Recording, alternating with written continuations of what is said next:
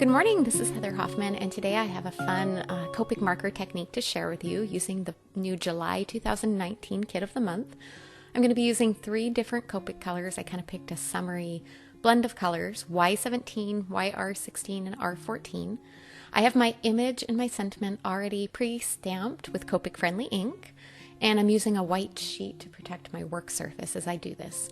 Now, this is a little bit of a different technique. I don't know about you, but I almost never use the chisel side of my Copic markers. I often use the brush side, but I started playing with this and I thought there has to be a way to use these. And so as you can kind of see, I started over on the side and I'm just kind of starting at the image and going out with just kind of a quick flicking motion. And this is going to kind of give a loose edge to it, which kind of fits the Sunburst theme. And I'm just going around this image of the girl. I kind of started down the side and I'll go back and fix that little missing spot there. But because this isn't a square or a perfectly circular image, you just kind of have to play with the different angles to kind of get it to work the way that you want. And I'm alternating back and forth between the colors. I'm starting with the yellow, then moving to the orange, and then moving to that kind of coral red color as well. And just picking it up each time and changing it. It really doesn't take very long to go around and do this. And if you mess up, you just kind of do it again. It's a pretty loose and easy technique. And I love the way it makes your image pop. It's kind of a fun, different way of doing that. But as I finish up the end there, you notice I'm going to go back over to where I started and fill back in the color that I'm missing there.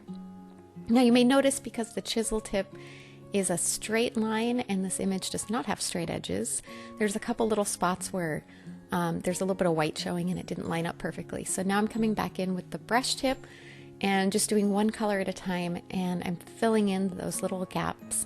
The other thing that this does is you fill in those little gaps, it also adds a little bit of a deeper bit of an image there. So it kind of helps outline and make that image pop even a little bit more, which is a great little addition to this. And it's so easy just to come back really quick and fill those spots in. So I've just about finished with the red and the orange. I'm going to come back and do the same with the yellow. On this, I didn't switch back and forth between the colors, a little less lid taking on and off. And I suppose even with the other, you don't have to put the lids back on each time. It's just the way my brain works, I had to do that.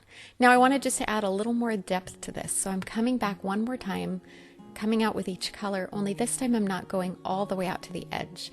So this is going to add a little bit of depth and difference in those sun rays. So I'm just kind of trying to do a shorter flicking motion on these and just kind of layering up the color a little bit more.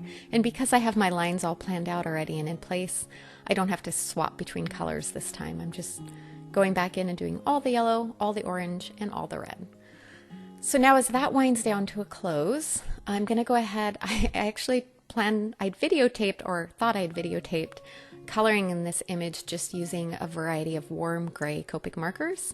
And I kind of was bummed out because apparently it didn't start recording when I thought it did, so I missed the video of that. But I'll try and do another video with showing kind of the black and white coloring like that. I just used 5 different warm gray Copic colors and just built up from light to dark, and that really helps that image pop even more on that background with the Sunburst.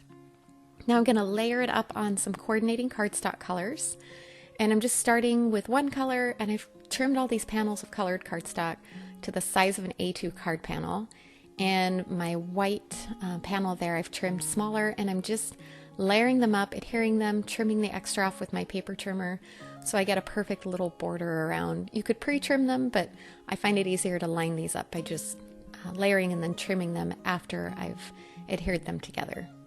And then once I have that last layer on there, I'll just adhere that entire panel onto a white card base. Instead of using my colored cardstock for the card base, this helps stretch the more expensive colored cardstock a little bit further. All right, there we go. Super simple and easy. It's nice and thick with all the cardstock layers, but it's still flat and easy to mail as well. And kind of a fun, different way to use your Copic markers. Thanks so much for stopping by. I hope you have a wonderful day.